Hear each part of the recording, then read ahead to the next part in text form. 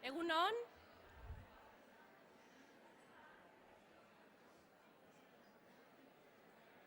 Egunon, goizeko bigarren saioari emango diogu hasiera.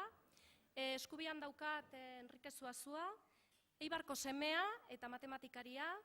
Bere matematika ikasketak EHUn lizentziatu zen, 1984an, eta doktoradutza ere bertan egin zuen. Jardunean ikerlari eta irakasle. Ikerlari gisa mundu osoan zehar beste hainbatekin, bereziki matematikaren aplikazioen inguruan dihardu. Irakasle gisa Euskal Herrian, Espainian ere aritu da, Konplutensean, eta gaur egun ere Madrilgo Unibertsitate Autonomoan bere katedra okupatzen ari da eta klaseak ematen.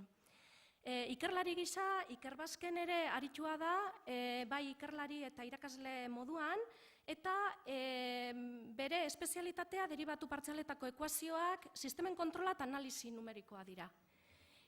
Sarien inguruan, sari asko jasotakoa da, munduan zehar hainbat sari jasotakoa da, eta azken hilabete honetan bertan Daikon proiektuarengatik saritua izan da. Matematikagatik pasioa sentitzen du. Matematikari berrien gazteen doktoretza tesietan zuzendari gisa hainbatetan dihardu, eta matematikaren zabalkundean ere lan handia egiten ari da. Horretan murgildua dabil, eta prentsa irratian zein prentsa idatzian zein irratian kolaborazio ugari egiten ditu, euskeraz, gaztelaniaz, frantsesez zein ingelesez. Eta besterik gabe, berari emango diot hitza, bigarren saio hau aurrera eraman dezan. Eskerrik asko, Maite. Bueno, egunon ero eguardion, ez? Eskerrik asko etortzearren, espero dut temperaturaren maila ez dela oraindik ere gorantze igoko, ez? Hor mantenduko dugula.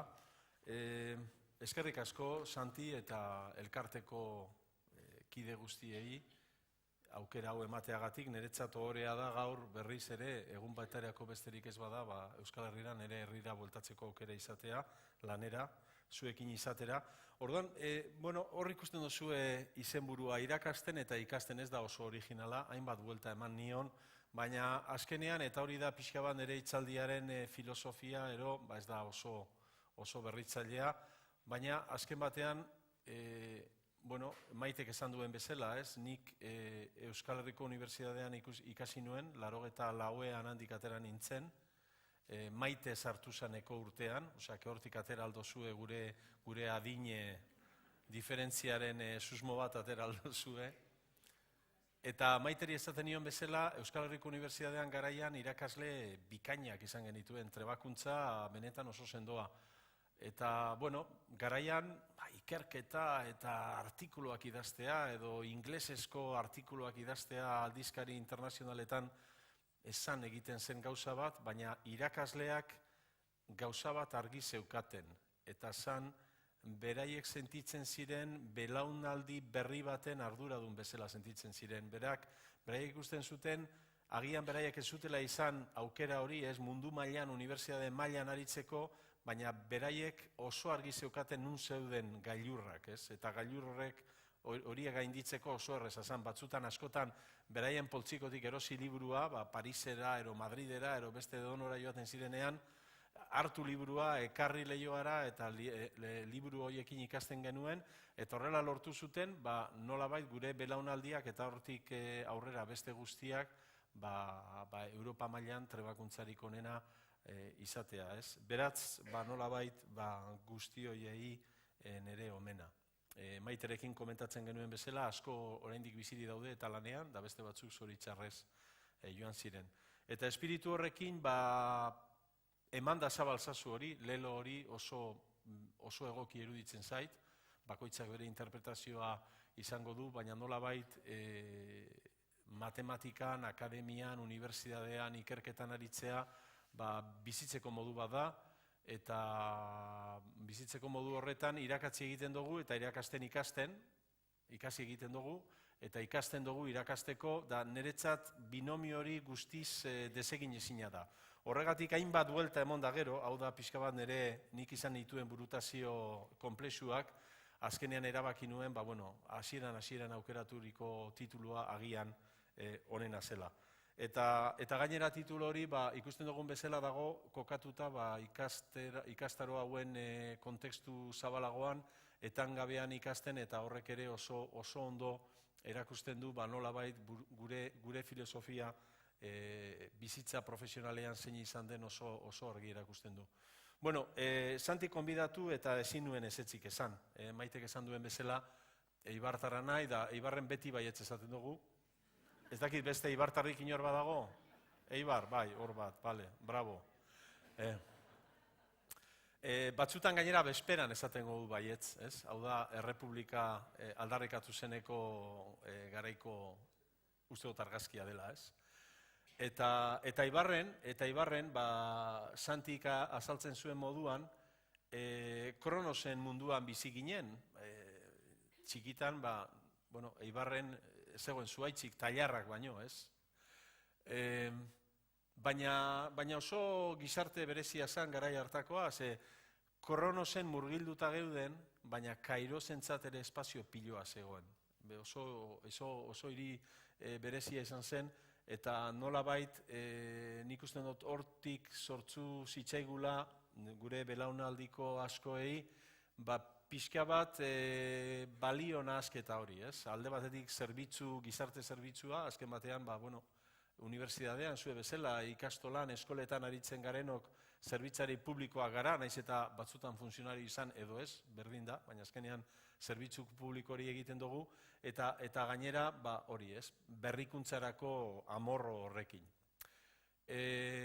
Pixka bat autojustifikazio bezala, zertan nik ez daukat esperientziarik noski ikastoletan ero lehen eta bigarren hezkuntzan ez daukat nik esperientziarik, baina irakasle bezala, baina ikasle bezala bai. Uste dut argazki horretan ez nagoela, baina seguruenik hori ni ikastolan sartu baino urtebete ero lehenago ateratako argazkia da, baina hor ikusten da Eibarko ikastola non zegoen, eta ziren gela bi, bata bestearen alboan, garaje zar batzutan edo gela bi sortu ziren, eta han esanten ginen gainera urte anitzetako ikasleak erdi nahaztuta. Nik goratzen nahi nire galean geuden gutxienez 3 urteko ero 2 urteko diferentzia geneukagun ikasleak, ez? Eta hori zegoen, dagoen horrek lokalak ere oraindik hor daude, noskila ikastola ez dago hor, hau dago Zezenbide kalean, horko bajuetan, lokal hauen parean Korrida plaza dago, eta beste kaldean aurrean Guardia Zibilaren kuartela. Eta orduan, guk patioan gure espazioa banatzen gendun gure artean, Guardia Zibilak albo batera, eta gero Korrida plaza. Guretzat Korrida plaza zen horrelako mamu misterioso bat, horman gore igotzen gendun, guk usten gendun toruak barruan zirela, ez? Ze telebistan ikusten genituen iskuak bizirik eta gainera eta gogor, ez? Eta beti egoten ginen pixka bat bildurtuta, ez? Baina txikitan bildur arriskutsu horrekin beti hurbiltzen ginen. Gogoratzen nahi, takilan lehiatila bi zeudela, eta bate jartzen zuen sol, eta bestea jartzen zuen sombra. Eta ezin asmatuta, beti, Eibarren beti sombra zegoen.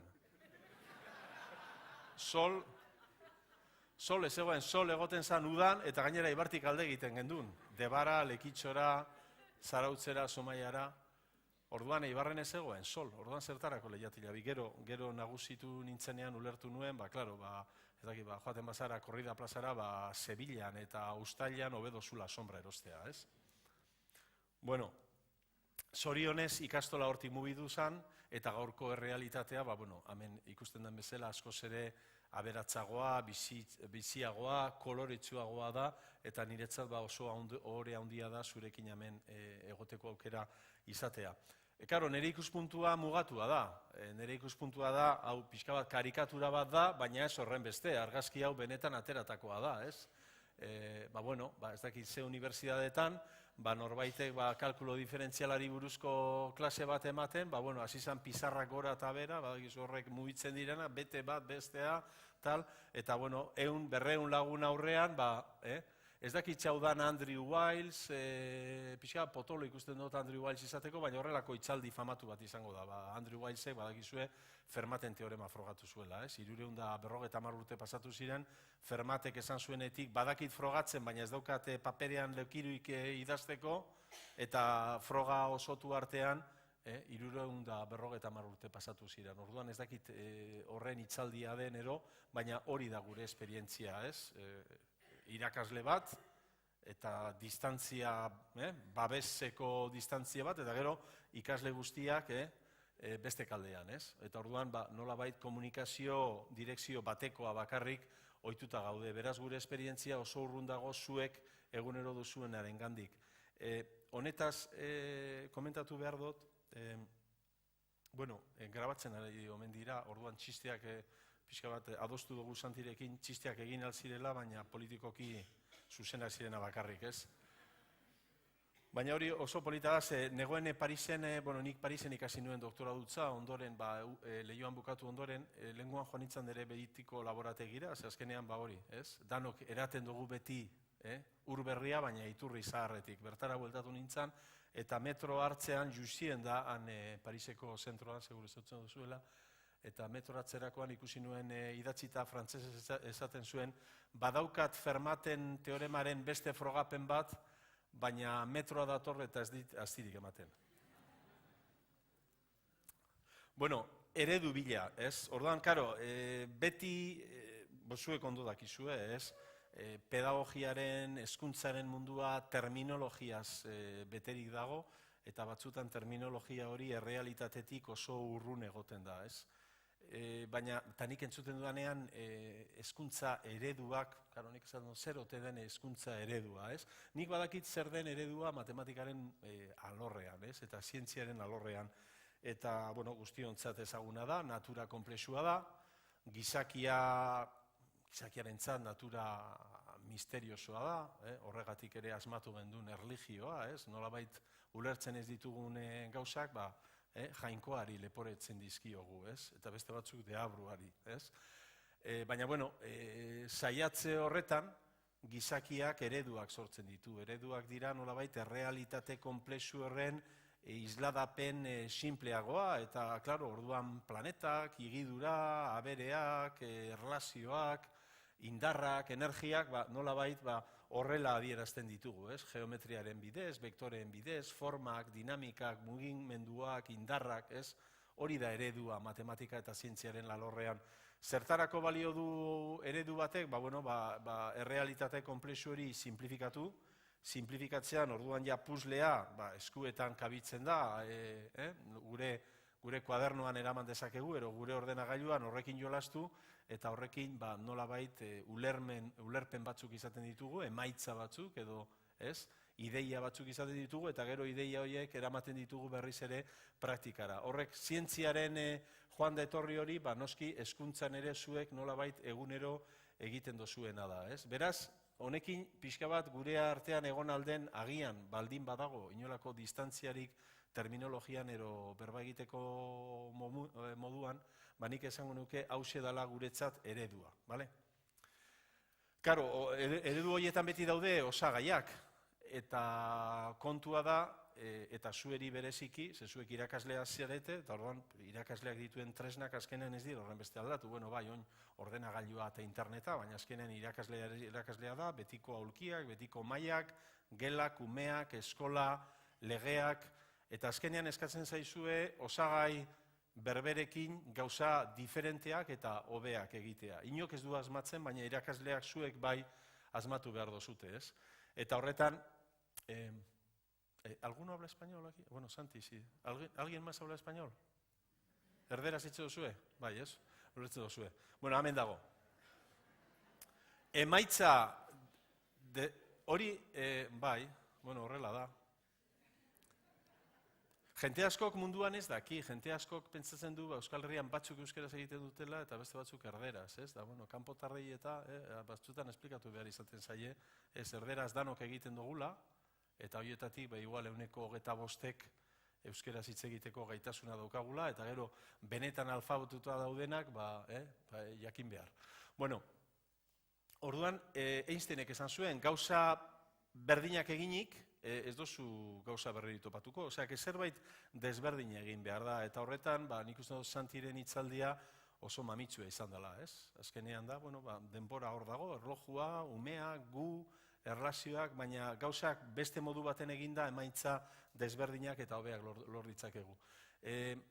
Karo, ez dakit egia den osagai berbera ditugula, gaur egun tresna berria sortu dira, nik hau ezagutzen dut, ez dakit hau eredugarria den, baina hau ekarri dut, pixka bat transferentzia hau ilustratzerakoan, tresna berria sortu dira, Smartik adibidez, matematikarako tresna berri bat da, umeak nahiko polito aritzen dira horretan, egunean 17-20 minutuz, ordenagailuarekin, koloreekin jolasten, eta hori da nolabait sortu denereko tresna berri bat, ez? Eta suposatzen dut batzutan eskolan, beste batzutan etxean erabiliko dutela, edozein kasutan, ez da egia osagaiak lehengoak direla, osagai berriak ere sortu dira. Beraz, aukera bikoitza dugu, alde batetik ohizko osagaiak nahastuz, emaitza berriek sortu nahian, baina baita ere tresna berriak izatea.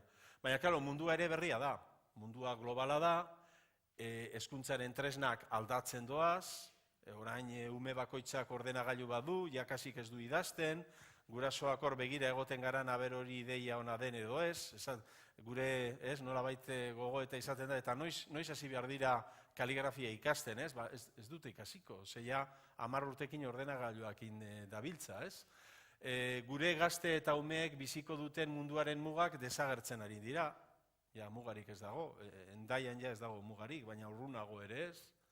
Beraien mundua desberdina izango da, mundua kristona aldatu da, baina danok susmatzen dugu gainera hor azelerazio bat sortzen ari dela.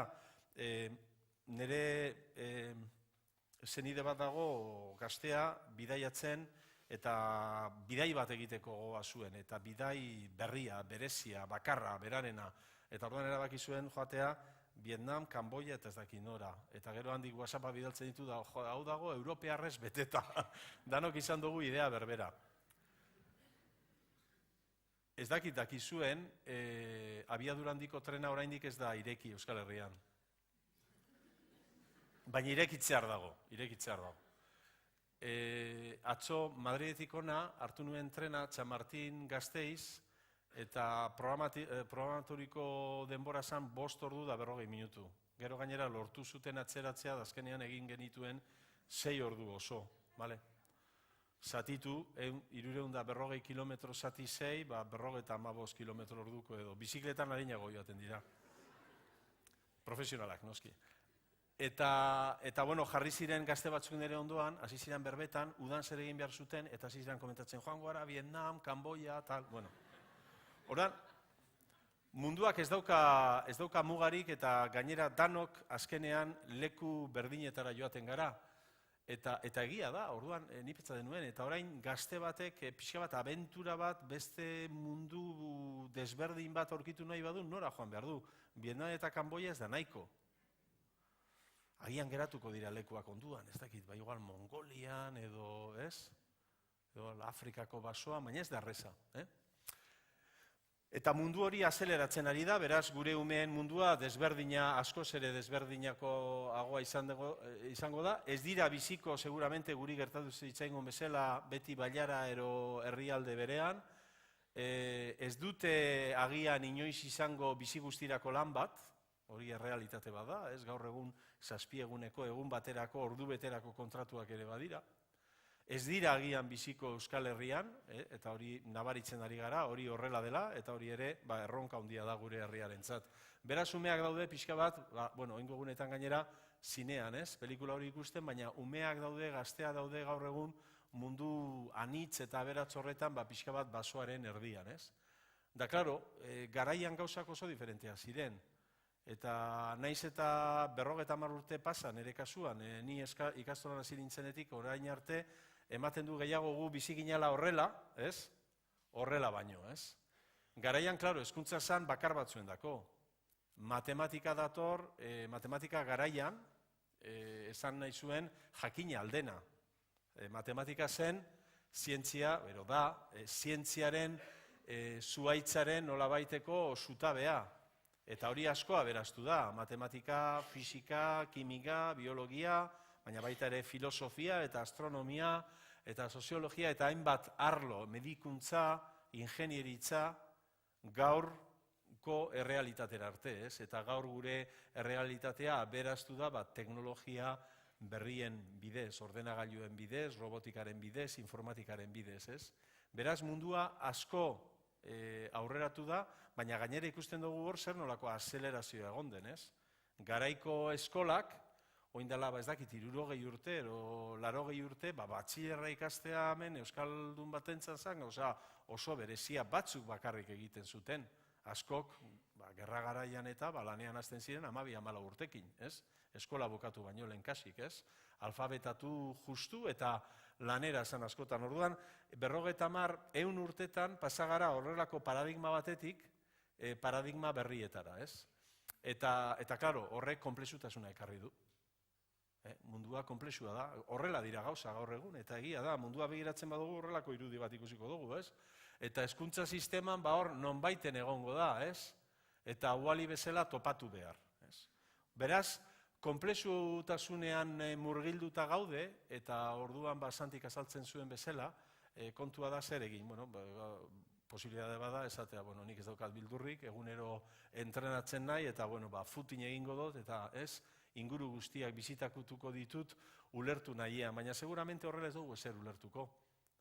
Zerbait ulertzekotan seguramente beste begirada bat izan beharko dugu, ez? Eta horretan, badaude esaldi famatu asko, hau gogoko izan nuen, ez? Hitzaldia prestatzeko orduan, Ralph Emersonen esaldi hau ikusi nuen, esaten du, ability to see miracle in ordinary things is a mark of wisdom. Gauza arruntetan ikustea, miraria ikustea jakituriaren ezaugarria da, ez? Beraz, eta seguramente zuek ere esperientzia hori izango duzue, berriz ere iturrira bueltatu behar hori egunerokotasunean guztiz beharrezkoa aurkitzen dut. Hau da, irakaslearen lanean egia da, edukinak aldatu egiten dira. Ez dut ekarri, atzo bidali zidaten McGraw-Hillen ZIL liburua erabiltzen dugu, baina erabiltzen dugu indala 25 urte kalkulo diferentziala irakasteko unibertsitatean. ZIL liburu hori, ZIL tipoa aberatze izan behar du derrigorrez. Aldatu egiten da, pixka bat, ariketak eta, baina edizio batetik bestera edukinak kasik berdina dira. Eta portadan boxeadore bat jarri dute. Oraindik mai gainean daukat, ulertzen dudan, zer ikusi daukan kalkulo diferentzialak boxeadore batekin. Ez dakit oraindik, ez dut asmatu, ez? Beraz, nik uste dut, naiz eta gaineko azala geruza aldatzen joan betiko edukinetara, betiko ohituretara bueltatzearen behar hori eta bertan miraria aurkitzearen nolabaiteko erronka hori gure ganatu behar dugu eguneroko irakaskuntzan. Ze azkenean, egia da gauzak asko aldatu dirala, baina hezkuntzan azkenean ditugu ikasleak eta irakasleak, eta horretan dago miraria, ez? Azkenean umeak sartzen dira ezer ez dakitelarik, beraien nolabait genetikan programatuta dagoena besterik ez dute, ez? Gaitasuna, birmuin elastiko eta absorbente bat, ikasteko ahalbide ero ahalmen hori, eta azkenean eskolan suertatzen dena da, mirari hori, ez? Irakasleak nolabait, naiz eta batzutan zalantzekin, beste hainbat arazo eskolatik kanpo utzita, irakasleak sortarazten du ikaslearen gat, hori, ez? Ikastearen prozesu hori. Eta nik bizi izan dudan bezala, unibertsitateko irakasle, eta Maitek aipatzen zuen bezala, ez? Gaztei, tesi, doktoralak eta zuzentzen edo ikastaroak ematen, nik nire esperientzia beti izan da erlazio hori simetrikoa dela eta simetrikoa izan behar duela. Ze azkenean irakasten ere ikasi egiten dugulako. Zuek ondo dakizuen bezala, eguzki biko sistema dugu hezkuntzarena. Alde batetik dago irakaslea, ematen dudala, orkesta baten zuzendaria, ez? Orkesta hori zuzentzea geroz eta zailagoa da, lehen komentatzen nuen zuetariko batekin, unibertsitateanik nabaritzen dudana da, adibidez, gaur egun ikaslea daudela denbora guztian WhatsAppa begira. Nik hori konpondu nahi izan dut, klasean esan diet, iPhone 6 baten gogoz nagoela, eta orduan inor harrapatzen badut WhatsAppa iPhone 6 batekin, iPhonea niretzat gordeko dudala, ez? Noski ikasle gehienak ez daukate iPhone 6a, ze oso garestia da, baina lehengoan ikusi nuen bat, eta zegoen bere maila, hori liburua, papela, boligrafoa, eta zegoen horako iPhone bat, eta erdi tapatuta, eta pasatu nintzenean albotik, nabaritu nuen iPhone 6 bat zala. Eta esan nion, eta hori iPhone 6 bat da, eta segiduan gorde egin zuen, pentsatuz benetan lapurtuko niola, ez? Orduan, egia da, irakaslea askotan orkesta baten zuzendari bezala aritu behar izaten dela, baina orkesta hori gu bintzat ikastolan nabaritzen duguna da, ikaslea geroz eta gehiago hitz egiten dutela, geroz eta input gehiago kanpotik dutela, disruptiboak direna nolabaiteko klasean sortzen den dinamika gure gustora behintzat eramateko moduan. Gauza bat nik bai ez nago bat ere ados. Jenteak esaten du, jolin, eske lenguan, ez? Batek esaten zuen, eske telebistan ez dago ezer. Jolin, telebistan ez dago ezer, igual noski programa txarrasko daudela, eta agian topatu behar da, eta 150 kanalen artean hor takataka ibiltzea, pixka batzutan pereza ematen duela, baina karo, garaian eske zegoen kanal bat. Eta bigarrengo kanala sartu zanean, ospatu egin zuen jenteak etxean, ez? Eta zuri beltzez zegoen. Behin, entzun nion hitzaldi bat, Diálogos de Cocina gainera Donostian, zelan da psikiatra famatu hau Nova Yorken lan egiten duena. Arek, uste dut hitzaldi bat eman zuela, hura zan, hitzaldi bat ematen zoriontasunari buruz. Eta berak esan zuen, karo, gauzak asko aldatu dira, eta askotan esaten dugu, jolina, antzinean, ez dakit, natura, baserria, giroa, erlazioak, eta berak galdetu zuen jendeari, han entzulegoari galdetu zion, nork aukeratuko luke, oindala 100 urte bizi izatea, gaur bizi izatea baino. Gaur dugun erosotasunarekin, gaur dugun etxean dugun berogailuarekin, gaur ditugun garraio tresnekin, gaur daukagun osasun sistemarekin. Hora nik nabaritzen dudana da, ikasleak nik topatzen ditut geroz eta argiagoa direla, baina hori bai, pixka bat agian garaian geneukagun, irakaslea versus orkesta baten aurrean, erlazio hori geroz eta konplexuagoa bihurtzen ari dela, mundua bera konplexuagoa dalako. Eta begarren ingredientea, umeak eta gazteak, eta gainera geroz eta dinamikoagoak eta anitzagoak, ez? Eta nolabait, eguzki bi duen sistema horretan, nik usten dut, fisikaren antzinako ontzi komunikanteen legea danok dugula horren esperientzia, ez? Azkenean, irakasten eta ikertzen dugun neurrian, irakasleok, ikasi egiten dugu. Ume eta gazteei ikasten erakusten diogu. Azkenean, ez da bakarrik ze edukin, baina ze atitude ikastearen aurre. Irakaslearen helburua, ikaslearengan kalitatearen usaina ezagunaraztea da. Azken batean, hori da nik usten dut, lehen aipatzen nuen gu garaiko Leioako iraskaslea, klaro, unibertsitatean zauden denbora mugatuan ezin dozu dana ikasi. Baina hartu aldozuna da, pixka bat, kalitatearen eta ikastearen eta disiplina bat jorratzeko horren zaletasuna eta gustua hori bai hartu behar da. Eta hori da agian irakaslearen helburu nagusienetariko bat, gaztearengan piztu ikasteko zaletasun hori.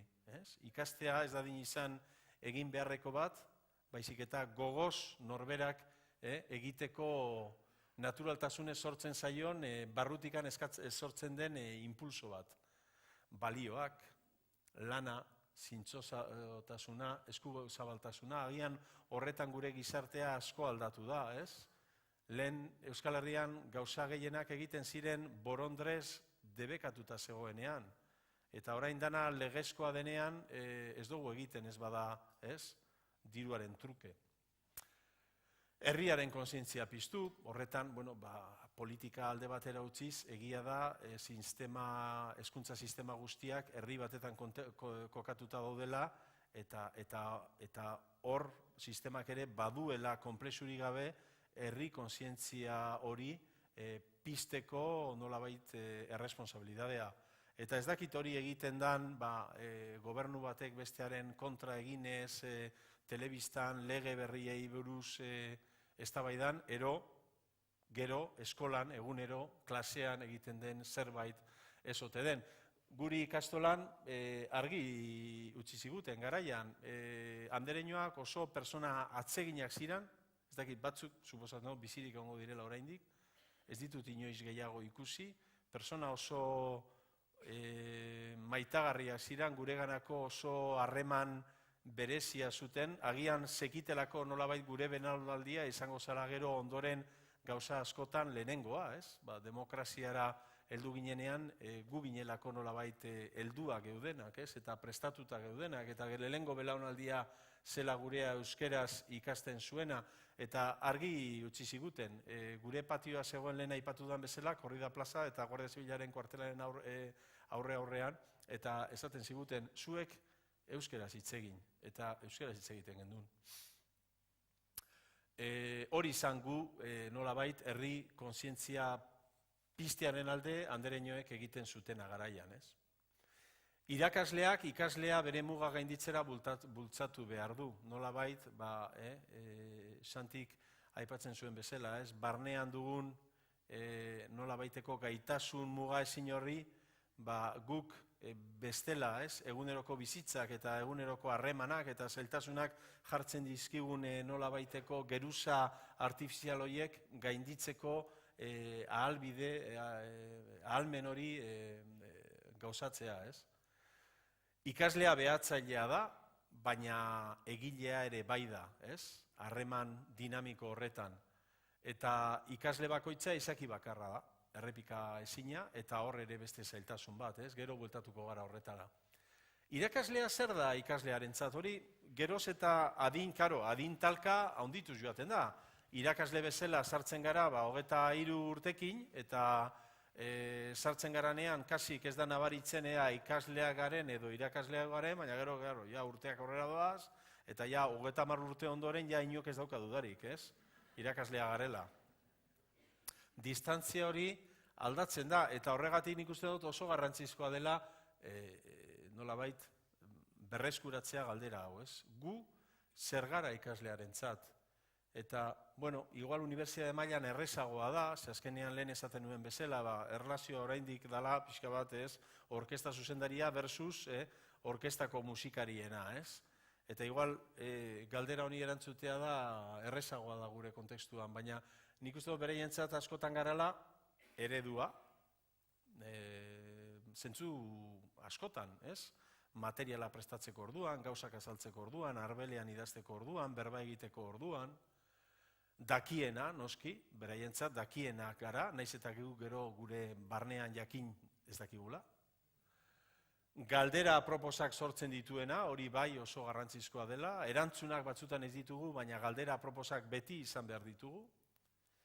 Gidatzen duena, laguntzen duena ere, gailurrak eta helburuak finkatzen dituena, hau oso importantea da, unibertsitate mailan oso argi nabaritzen da, eta da doktoradutzako tesiaren kontua, bakizu hori izaten dela, kriston 3-4 urteko lan bizi guztirakoa, eta klaro, ikasleak batzutan etortzen dira, esanez, jolin, parkatu, ezkeia nekatuta dago, ezin dugu bukatu, eta, ez, hori da bizikletan izan zela, gailurra ez da heltzen norbera nekatzen denean, baizik eta norbera heltzen denean gorainok, ez?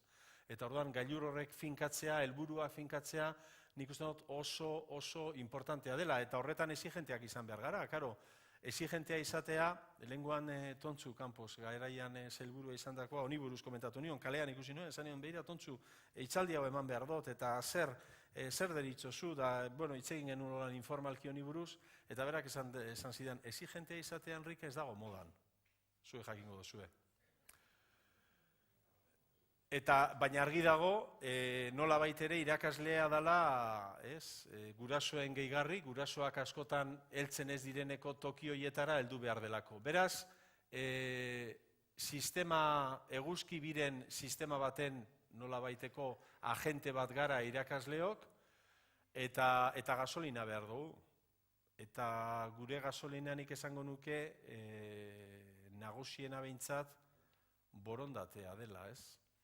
Eta horrela da, irakasleak marraskiloa bezala gara, motxilan eramaten dugu egunero, gure liburua, gure apunteak, joaten gara alde batetik bestera, batzutan gainera lan finkoa topatu arte, eskola batetik bestera, gaztea gehien bat, beraz, marraskiloa bezala gara, gure etxea aldean daramagulako. Azkenean, dakigun guztia, gure esperientzia guztia, ez dago inon idatzita, gure motxila, barneko motxilan daramagu, ez?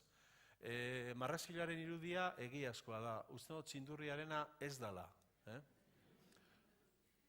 Eta hau ez da kontu barria, ez nago ezer berria, esaten Ramón y Cajalek esan zuen, konfirmatu didazue, habláis español, ¿no? ¿Leéis también español? Leéis, sí.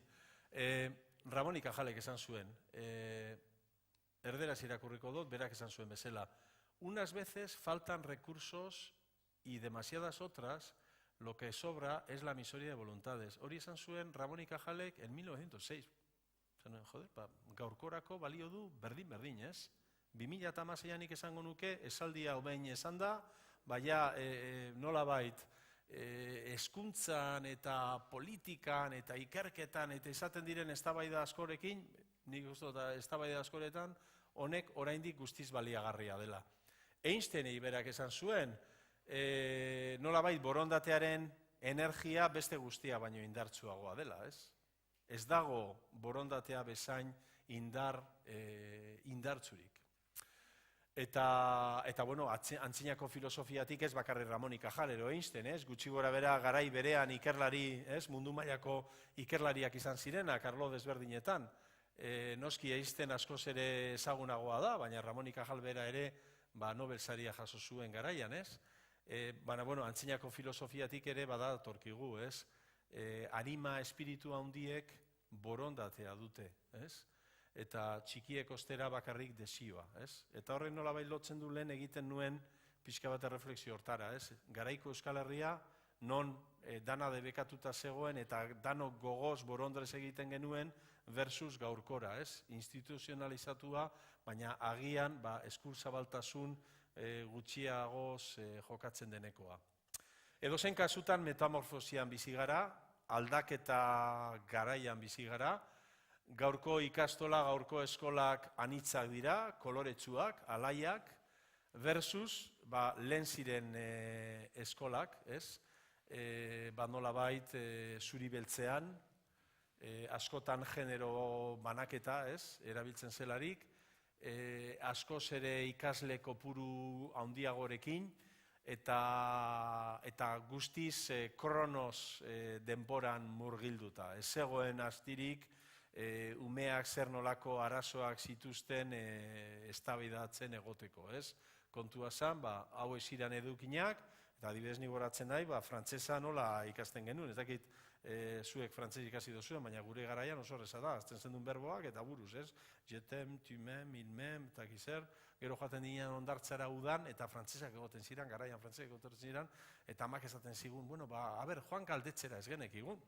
Zegu genekiguna zen, jetem, tumem, ilmem, eta hori ondartzan, behintzat, 7 urtekin ez da erabiltzen. Gero beste adin batzukin igual bai, ez?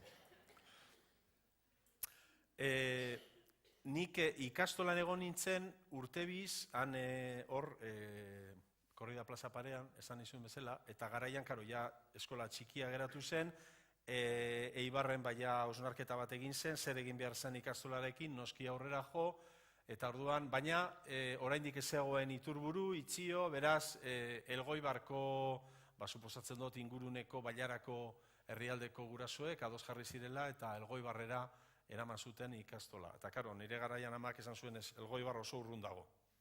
Elgoibarrera ezin da gure umea egunero joan, oso urruti dago, autobusean, errepidean oso arriskutsua da, beraz lasaiera joan nintzen. Eta lasaien, karo, nik zeta naizen ez zeta hu, beti izan nahi klasean azkena ero azken aurrekoa. Kasu honetan, ez nintzen azkena, nintzen 62. Ez? Da nire atzetik zetorren Luis Tulueta, 63 egon ginen. Eta dana esan horrela, zuri beltzez. Baina, karo, aldaketa garai honetan, dana alaia, koloretsua, multikulturala, multiguztia, ez? Kara, askotan irakasleak sentitzen gara, nolabait tresna kontrol kanpo dagoela. Askotan zaila egiten zaigu, umeaengan disiplina minimo bat sortaraztea, guk gure irakasle lana aurrera ateratzeko, ez? Horregatik asmatu behar dira horrelako mehatxu, ez, kuriosoak, iPhone 6-arena bezala, ez? Eta karo, desegonkortasuna sekulako aukera da. Desegonkortasunean gauza handienak egiten dira, le cirque du soleil, ez, eguzkiaren zirkoan gertatzen bezala. Karo, desegonkortasunean gauza mirazgarriarenak egin aldira, baina karo, arriskua ere badago, ez? Jaustearen arriskua. Eta karo, guk Euskal Eskolaren arduradun irakasle egile batzuk sortzaile eta beste batzuk jarraitzaile bezala horretan aritzeko ardura dugu jauzi gabe. Edozein kasutan, jaustea, eta hori bai, Santik ere aipatzen zuen, jaustearen bildurra alde batera ustea nik uste dut oso komenigarria dela, ez? Eta hori, Ameriketan adibidez, jente asko, gazte asko dakizuen bezala, Espainiatik, Euskal Herritik baita, Espainia osotik, joaten ari da estatu batuetara, lanera, bereziki unibertsitate mailan, ez? Eta gazteak etortzen direnean beti gauza bera kontatzen dira, Enrique, eske, Ameriketan gauzako oker egitea ez dago txarto ikusita, ze jakina da, 10 aldiz saiatu behar zarala, nolabait behin azertatzeko, ez? Eta orduan nik uste dut Euskaldunok galdu behar dugula gauzak oker egitearen beldurra. Ze oker egitekotan badaukagu guk ja gure leloa, eta oso argi txikitan erakutsi ziguten abestietan, ez? Leloak dio, lepoan hartu eta segi aurrera, beraz ez dago inolako arazorik, saiatu behar gara gauza berriak egiten, saiatu behar gara gauzak hobatzen, seguramente 10-etik 9 ez dugu azertatuko, baina horrek ez gaitu arduratu behar, ze gaude 10-garrenan bila gaude, ez? Aukera arrakastatzuaren bila gaude. Metamorfisian bizi garala, dano gaude ados. Kontua da, krisian gauden edo ez. Eta hori da kontu personala, ez? Pixka batzuk pesimistagoak dira, beste batzuk optimistagoak. Krisian gaude, ero aldaketa garaian. Ze desberdintasun dago. Bueno, ereduak hor daude. Hau ez dago Harry Potterren pelikulatik aterata, ez? Baina ematen du, ez? Hori izango da, ez dakit Cambridge ero Oxfordan, Cambridge uste dela, ez? Nola baiteko kalitatearen eredu diren antzinako eskolaiok, antzinakoak izan da, eta Newton bertan ikasita, oraindik ere lehen mailan ateratzen direnak, ez? Gaur egungo edozein sailkapenetan, horrek dira eredu. Eta karo, guk usten gendun, karo, Europan sartu ginen, ez? Demokrazia etorri zen, Europan sartu ginen, euroa etorri zen, abiadura handiko trena ez, baina etorriko da, eta guk usten gendun, nolabait modu oso natural batetan, ez? Nolabait mundu mailako herrialde bat bihurtuko ginela, ez? Oin dela, ez dakit, nik horatzen nahi, 82an Barcelonako Olimpiadak, Sevillako festa ero esposizio universala, ematen zuen, gorabait, Espainiako estatua bihurtuko zala, munduko potentzialen mailako bat, inolako arazori barik, bakarrik denbora aurrera joko zuela, ez?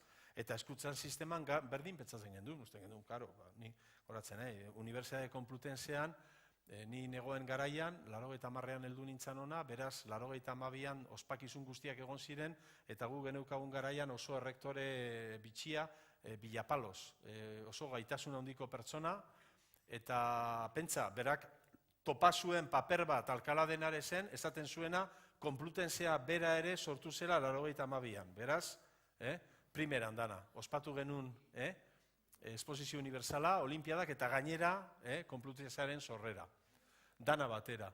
Eta, karo, usten gendun, bihurtuko ginela, Europako beste unibertsitate guztiak bezala, hor sailkapenetan hor gogoian ikusiko gendula gure burua handik urte batzutara. Pasatu dira 25 urte, eta, lehenguan, Carlos Andrada errektorea ezaguna do, matematikaria da, beraz kidea, eta galdetzen nion, zintzo, Carlos, zu zer usten duzu, oin dela 25 urte geneukagun distantzia ez Cambridgeekin, baizik eta hartu edozein unibertsitate Europan, ez dakit, Municheko Unibertsitate Teknikoa, distantzia erlatiboa txikitu eginda edo handitu eginda, eta berak esaten zidan argi dago handitu egin dela.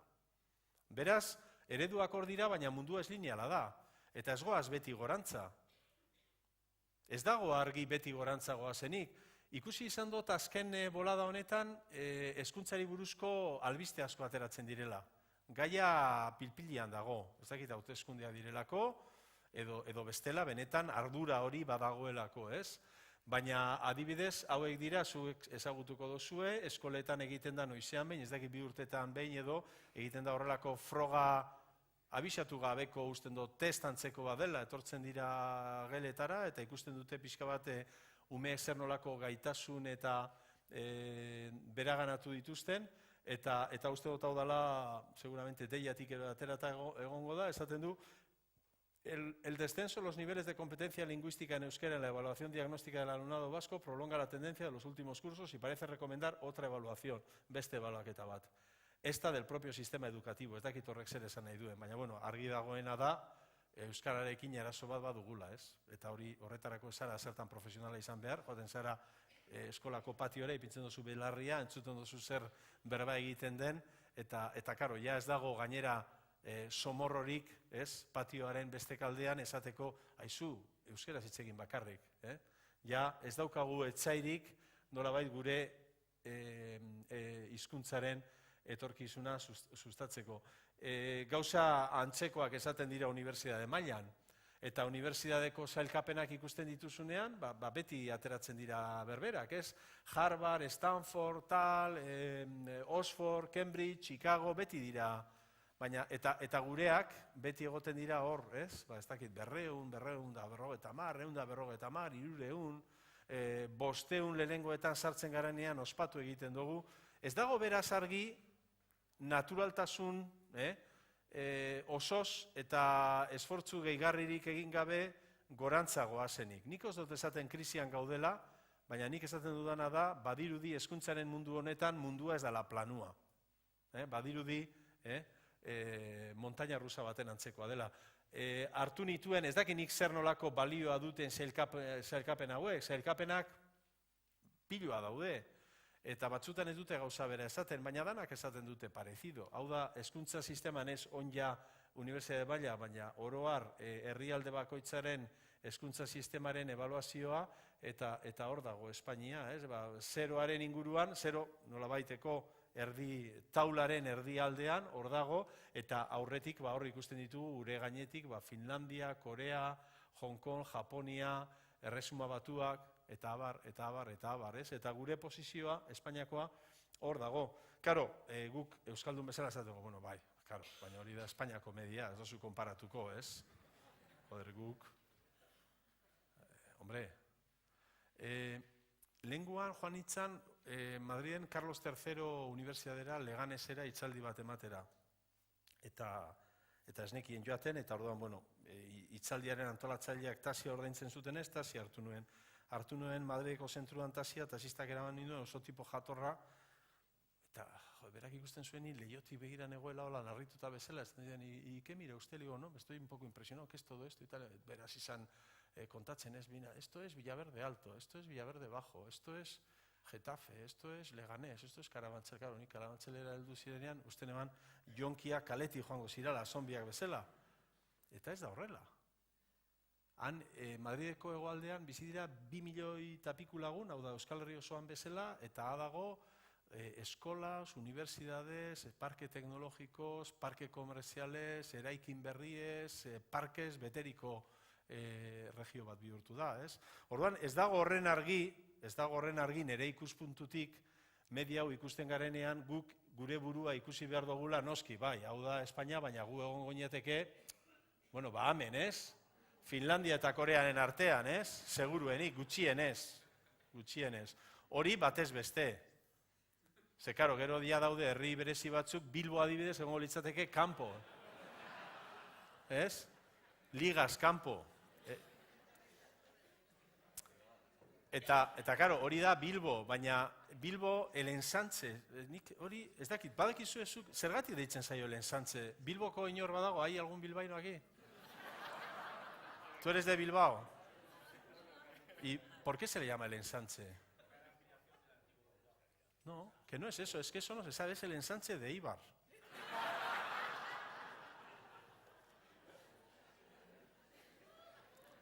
Orduan, karo, hau da Espainia, baina Euskal Herria, karo, baina ez daukagunez burujabetasunik, ba ez digute inkesta egiten, karo. Egongo litzateke nire ustez Finlandia eta Korearen artean hemen, eta hori globalki, baina gero ja, ez, hiriburu batzuk Bilbo hemen eta Eibar hemen, ez? Orduan, Euskaldunak gestore ona gara, primerakoak. Dugu munduan baino, edonon baino gestore gehiago, eta danak gara oso ona gestore bezalak. Baina guk usten dugu fama hori dugula, baina benetan dugu fama hori, ero guk guri buruari oparitzen diogun fama esparru bat da. Emaitzak laguntzen dute guk gure burua berezitzat eta ingurunean dugunaren baino hobeak izatea nolabait justifikatuta dago? Nola ikusten gaitue kanpotik? Hori ere importantea da, lehen esaten nuen ikasle eta irakaslearen arteko erlazio horretan, ez da bakarrik ni irakaslea nahi eta ikasleekin harreman bat izan behar dut, baina oso ariketa interesgarria da pentsatzea eta ikasleak nola ikusten neu, ez? Badaukat nire kide bat, karo, unibertsitatean harremanak ikasleekin oso urriak izaten dira, ni nire klasean daude 80, zerrendan, 85. Etortzen dira klasera 40. Ni lehenengo azterketa test bat egiten dugu hilean behinero, oso laburra, lau galdera errezekin, baina da pixka bat ikasleak nolabait ez dezaten uzi dena azken egunerako 40 lagun ikusten nituan. Bueno, eraman nituan prestatu nuen esamina, test bat, orrialde bat, inprimitu nuen 45, esan nuen, bueno, 40 etortzen dira, 45 inprimituko ditut, inprimitu nuen, baina ez zegoen oso kontraste gutxiero, esan nuen, bueno, hobeto inprimituko dut, eta inprimitu nituen beste 45. Heltzen nahi klasera eta klasea beteta. Eskerrak 80 eraman nituela, zerrendan daude 85. Eta 85 horietatik 81 etorri ziren, ez? Osea, klasera etortzen direnen kopurua erdia besterik ez da, ez? Eta nola ikusten gaituen berak, bueno, galdera polita da. Normalean ikasleek ez dute ikasi be egiten irakaslearen izena zein den. Ez? Nik beti jartzen dute nire izena, ez? Enrique Zugazua, nire bulegoa non dago, da esaten diet, bueno, mesedez, gogoratu ezazue izena, eta ez egin ezazue, ez ezazue egin askok egiten duten bezala, esaminaren bezperan departamentutik agertu, eta topatzen duen lehengoari galdetu, oiga, ¿usted sabe dónde está el profesor de cálculo diferencial? ¿Y quién es? No sé cómo se llama. ¿Y cómo es? Eta karo horra arriskua. Horregatik badaukat kide bat, ni baino nagusiagoa dena, eta esaten du, hau da nire izena, hau da nire abizena, eta hau da nire bulegoa, eta orain esango dizue zer nolako deskribapen eman behar dozuen, nire bila etorriko zaretenean azterketaren bezperan ero egun berean, ez? Un tío alto, moreno, muskuloso.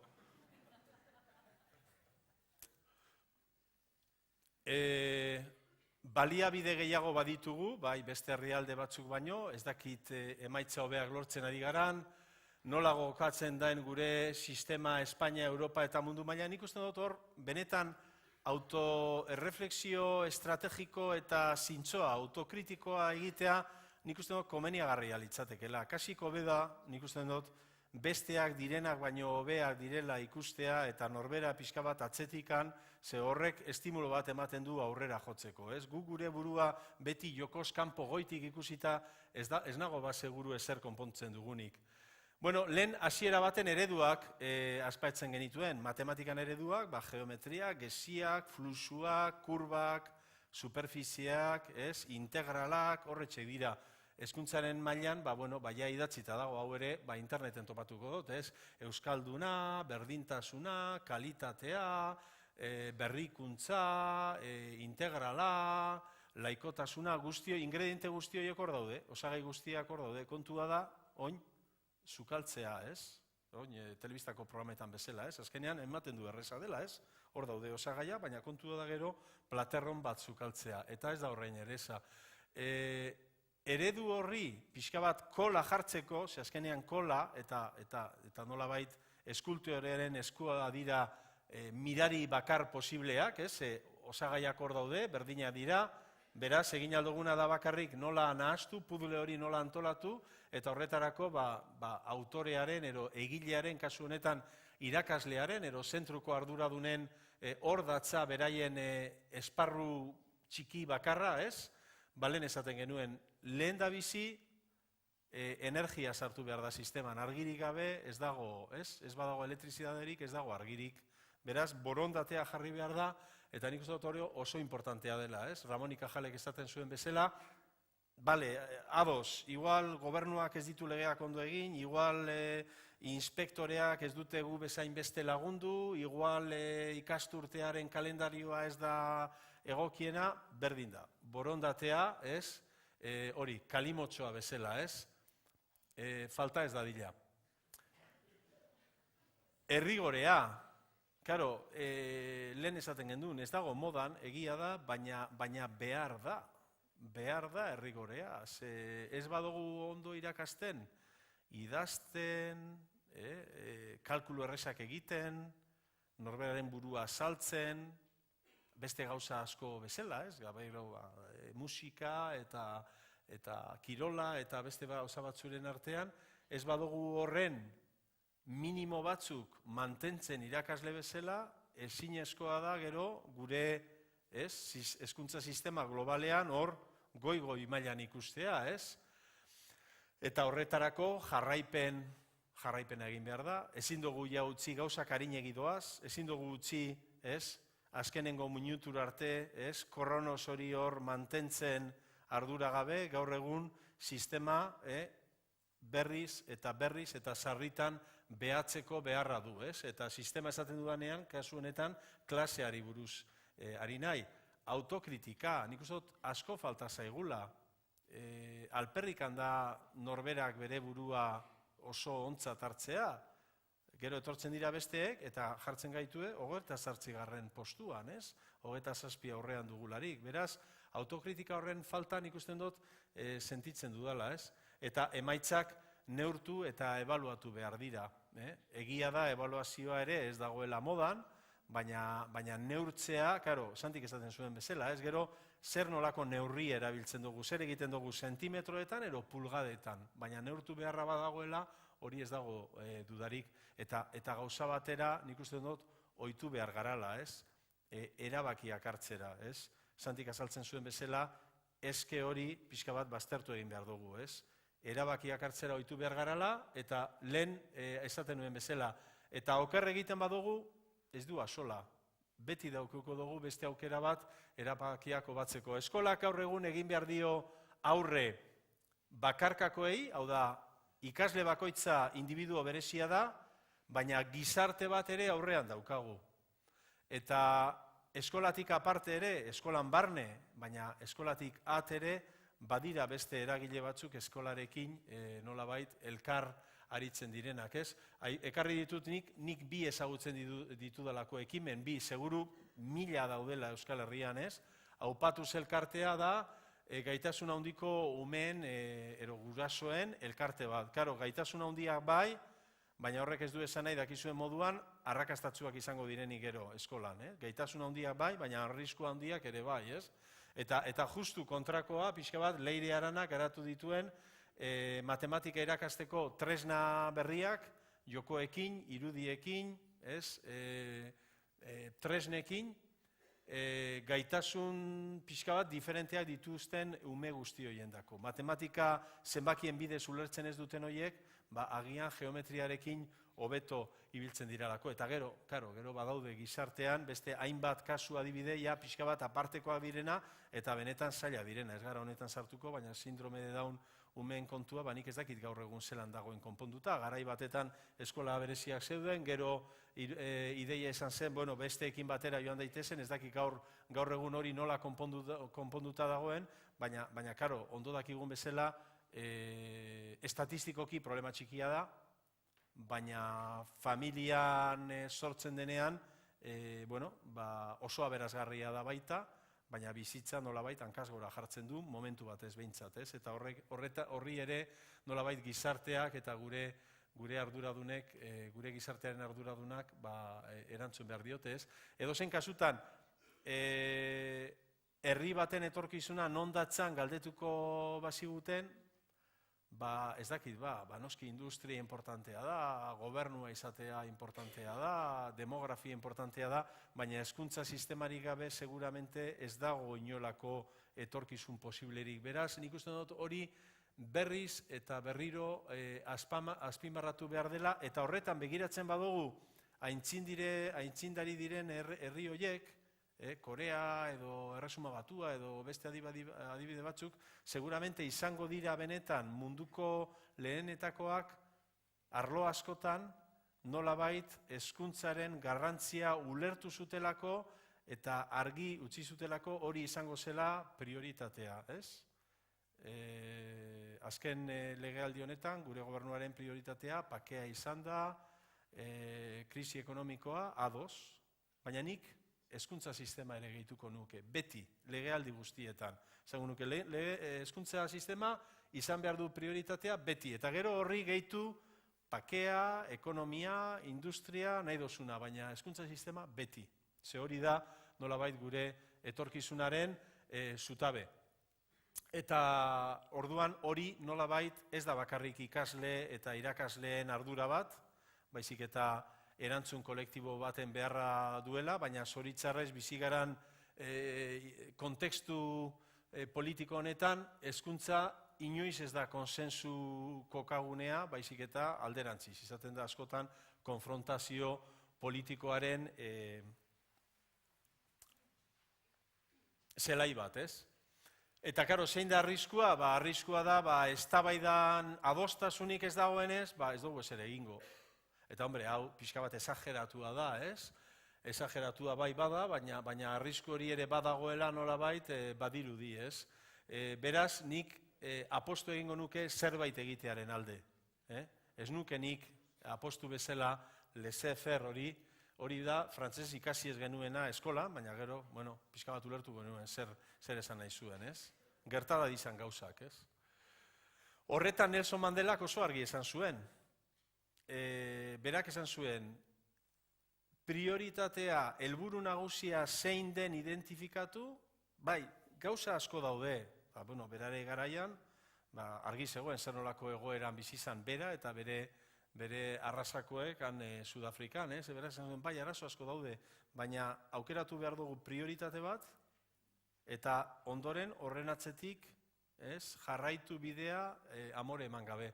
Eta nik uste dut hori, hemen komeni zaigula, gure hezkuntza sistema prioritati bezala jarri eta gero jarraitu, ez? Eta hemen daukagu lepoan hartu da segi aurrera, Nelson Mandelak ere esan zuen, the greatest glory in living lies not in never falling. Osea, inoiz ez jaustea ez da benetako helburu sensato bat. Kontua da, but in raising every time we fall. Kontua da, jausten garan bakoitzean jaikitzeko gaitasuna izatea, ez? Eta, karo, baina bizi gara mundu konplexu batetan. Nelson Mandelarena esan erreza, baina gurea ere ez da erreza, ze ematen du, ez? Gorantza goazela, eta azkenean bukatzen dugu beti maila berean, ez? Eskolan hainbat esfortzu, hainbat urte, hainbat belaunaldi, hainbat erreforma egin ditugu, eta ematen du beti maila berera etortzen garala. Zientziak lagundu aldu. Zientzean adituak gara, Newtonen garaitik eta aurreratik, astronomian, fluidoetan. Kontua da, zuek egin behar duzuen zientzia askoz ere konplexuagoa dela. Ze zientzia, zuek egiten duzuen zientzia, personekin zerikusia du. Egia da zientzia beharrezko dela, Leonardok esan zuen, ez da DiCaprio, Da Vinci baino, ez? Ez dago ziurtasunik matematika aplika ezin denean, hau da, zientzia eta matematika beharrezkoa da. Eta zorionez, Newtonek esan zuen bezala, nanua gara, baina erraldo deien zerbeldetan, beraz, gauza asko eginak ditugu.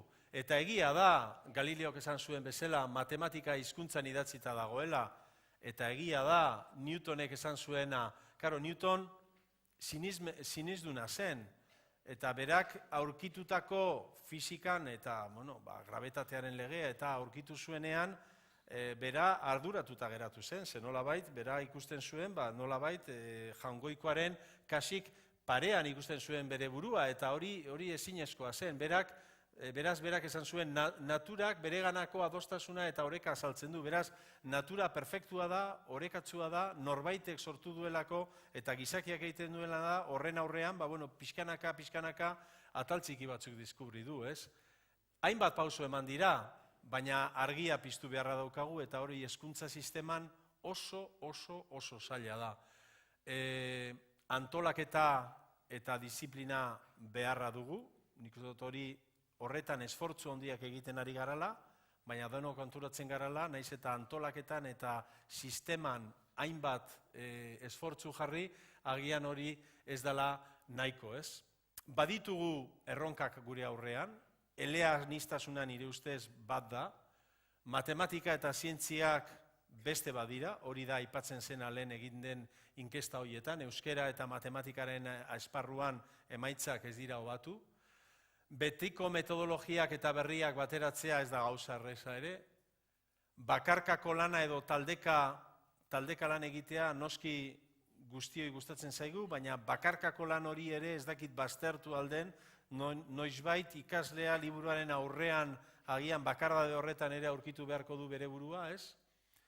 Badaude gero hainbat eztabaida, etxerako lanak bai edo ez, errebalidak eta selektibidadeak bai edo ez, horretan zuek izango duzu eritzia, bikaintasun eskolak behar dira ero ez, Madriden egin ziren adibidez, Esperanza Aguirreren garaian berak argi zuen, nahi zuen Madrid, Europako hiriburu puntakoa bihurtzea, da esan zuen, eta horretarako bikaintasun eskola behar ditugu.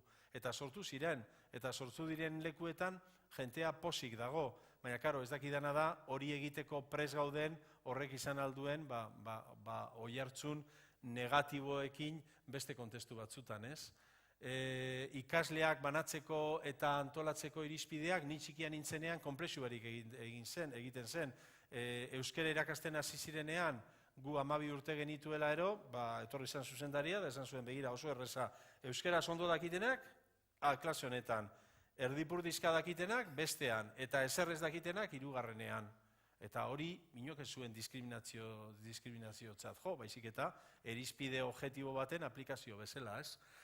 Eleaniztasunaren erronkan ikusten dut Euskal Herriaren dako oso handia dela, eta ez nago seguru irabaziko dugunik, baina, bizigaren bitartean saiatuko gara ez, baina, hor daude hizkuntza bi edo 3 edo 4, baina 2 gutxienez, eta bien arteko distentzia geroz eta ematen du handiagoa dela, ez? Eta matematikan, hori, ja badago, liburu hori aspaldi idatzita dago, ez? El hombre numeriko ematen du, txistez beteta dagoela, baina horrela da. Ezin diogu uko egin hezkuntzan, porzentaiak eta 3aren erregla horrelako, ez? Ze bestela, telebistan esaten duen bezala, ez?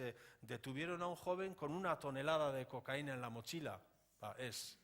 1000 kilo seguru ez zirela. Rebalidak esan dudan bezala, politika asko sartzen da hezkuntzaren munduan, beharrezkoa da, baina askotan ere ez dakit honek ez digun kentzen eztabaida pixka bat lasaiago bat izateko aukera, ez? Gure sailburuak dio, las rebalidas siguen siendo nuestras líneas rojas, eta horrela izango da, baina nik ez dakit benetan gurasoek zer deritzen gai hauei buruz, ez? Ez dakit danak ados gauden errebalidak behar diren edo ez. Helburu ukaezinak, ikasle bakoitza bere mailara heltzen dela bermatu, hori da azkenean ikusten du sistemaren erresponsabilidadea nagusienetariko bat, hau da, ikasle bakoitzak sisteman, eskolan aurkitu behar du, bere neurrirako baliabideak, bere gailurra lor dezan. Baloreak mantenduta, konpetentzietan maila egokiak lortuz, gainera gaitasun anitza jorratuz, gaur egun beharrezkoa da, musikan, teknologian, kultura zabal bat izatea, hizkuntzak eleaniztasuna, eta noski, lehen esan dudan bezala, herri gintza horretan euskararen erabilerarako nolabaiteko saletasun hori sortzea. Ez dut hemen hau guztiz azalduko, gainera, como habláis español, podéis leer, ez? Baina puitza da, garaian, gerra ostean, matematikaren, hezkuntzaren berrikuntzan hainbat egin zuena Espainia mailan, hor egiten ditu 10 reflexio duela 60 urte irakurtzen badituzue, konturatuko zarete, ze puntutarainok hor aipatzen diren 10 ideia, erreflexio edo galdera horiek gaur egun zer nolako oraindik ere egunerokotasuna duten, ez? Adibidez, lehenengoa bakarrik irakurtzearen, no adoptar una didáctica rígida, amoldarla al alumno, observándole constantemente. Hori esaten zuen Puigdamek duela 60 urte. Aurrera begira, ariketa hori asko gustatzen zait. Azkenean, esan dugu, ikastola zen 65 horrela, eta gaur horrela da. Eta hemendik 50 urtera nola izango da. Gaude 2016an, 2066an, zer nolakoa izango da. Isaac Asimovek 1964ean idatzi zuen artikulu bat 2014ari buruz. Eta harritzekoa da zelan berak aurrikusi zuen gaur egingo munduaren ezaugarri batzuk zer nolakoak izango ziren, ez? Adibidez, Skype-en bidez hitz egingo gendula gure zenideak ikusiz, ez? Pantailan ikusiz, naiz eta Vietnamen edo Kanboian egon, ez? Eta berak zera esan zuen, eta nik uste dut honek ematen duela erreflexiorako norabide bat, ez? Etorkizunaren atal txiki bat besterik ez dugu ikusten. Egia da, ez dugu ikusten. 2066an gure eskolak zelan izango diren, ez dago argi. Nor izango da, zein daukazue pentsatuta islaria izatea 2066ko ekitaldian? Ez dago oraindik erabakita, ez? Bale, ez da erreza. Baina egitear asko dagoela konturatzeko nahikoa da. Beraz, nik uste dut hor, euskaldun bezala badugula erronka. Ez dakigu zer izango dan gure etorkizuna, baina pilo bat egitear dagoela argi dago. Eta ezin dugu gure burua utzi Flatland honen sindromearen menpe, ez? Badakizue Flatlanden, bazegoen, ez dakik kakalardo bat, edo eskopria zer zen, baina zan infinituki planua zen. Paperezko orrialde baten, baino askoz befinagoa zen. Guztiz planua zen, ezokan inolako altuerarik. Eta karo, badakizu zer gertatzen zitzaion kakala ordoni, euria eguten zuenean, berarentzat miraria zen. Tantan bat aurrean ikusten zuenean, miraria esaten zuen. Zergatik, zeizoelako inolako hirugarrengo dimentzioaren inolako aurreikuspenik ez zuelako. Eta zelan ez zuen inolako intuiziorik, inolako sensibilidaderik hirugarrengo dimentsio horretarako, tantan bat bere aurrean agertzen zenean euria zelako, txubia, berarentzan zan, miraria, milagro. Itzaldi hau ez badozu entzun, ez badozu irakurri. 2000 urtean, Príncipe de Asturias saria, gizarte zientzietan emon zitzaion George Steineri. Eta beraren itzaldia oso polita izan zen. Baina esan zuen gauzetariko bat, ona ekarri izan dut, pixka bat aurrera begira horretan nolabait ausardiaz egin dezagun, berak esaten du, bajo las circunstancias actuales quiero decir que algunos problemas son más grandes que nuestros cerebros. Eso puede ser una preocupación, pero también es una fuente de esperanza. Hau da, gauzak zailak izatea, karo, neketsua iruditu aldu, baina baita ere oso erronka estimulantea izan alda. Eta alde hortatik, nik esango nuke, kasik hau dela, Ametsar Zaiu zen, erantzun pixka bat Steinerren diskurtso horri ematen dion erantzun espontaneoa, ez? Ametsek dio, herri hau ere euskeraz pentsatuko dugu edo ez da izanen. Herri bat erditu nahi badugu, inork erditzekotan 10 hizkuntzaz erdituko gara. Eta horretan, ez daukagu beste aukerarik eustea baino, eta berak, hori, musika jarrai dezala, ez? Ilusioz, imaginazioz, lanez, herrigintzan. Bukatzeko, Euler aipatuan behar nuen, karo, matematikari izanik eta Euler aipatu ez, Newton aipatu dut, ez? Galileo bebai, ez dut uste Euler aipatu danik. Eta Euler izan zen, gizakiak pixka bat flat land horretatik atera ziguna. Zuek irakasleak zarete, beraz badakizue, X karratu berdin bat ekuazioaren ebazpena dira, X berdin bat eta X berdin minus bat, ez? X karratu lau, kalkuladorik...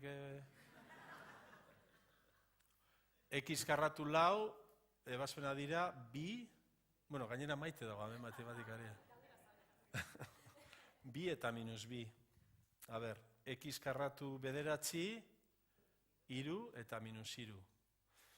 Eta garaian, hori argi zegoen, eta garaian, jenteak esaten zuen, eta X karratu berdin minus bat, X karratu berdin minus bat, jentea saiatzen zen, eta ez zuen asmatzen. Karo, zenbaki bat edo zein zenbaki hartu, negatibo ero positiboa, karratu egiten duzu, beti positibo ateratzen da. X karratu minus bat, ez zaukan ebazpenik, eta Euler etorri izan, esan zuen, eske zue daukazue, Flandlandaren, kakalardo planuaren sindromea daukazue. Hori erakusten da ikastoletan, kakalardo planuaren sindromea, ez da?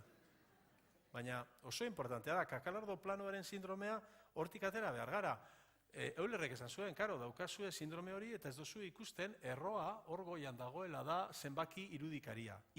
Zenbaki irudikaria asmatu zuen Eulerrek, berak esan zuen, karo, begira ari ginen zuzen errealean, eta ez genuen topatzen. Eta ostera, erantzuna zegoen hor goian, zenbaki irudikarietan, ardatz irudikarian, eta horrela sortu zen, Eulerren zenbaki ez dakidana da, zergatik deitzu zioten, karo, zenbaki ere badago, logaritmoetan agertzen dena, hori ere Eulerrena da, ez? Eta seguramente Eulerrek esango zuen, erabili dut, orduan urrengoari, I jarriko diot, ez? Beraz, hori, eskerrik asko, zure pazientziagatik, eta ez ahaztu, kakalardo planuaren sindromea.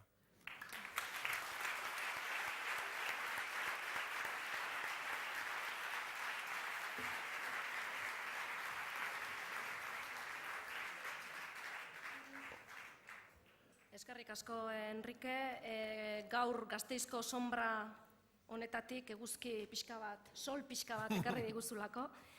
Eta argi geratu zaigu abenturak ez daudela Kanboian edo Vietnamen, beraz hemen bertan sortu beharko ditugula eta erronkari heldu beharko diogula aurrera egiteko. Eskerrik asko.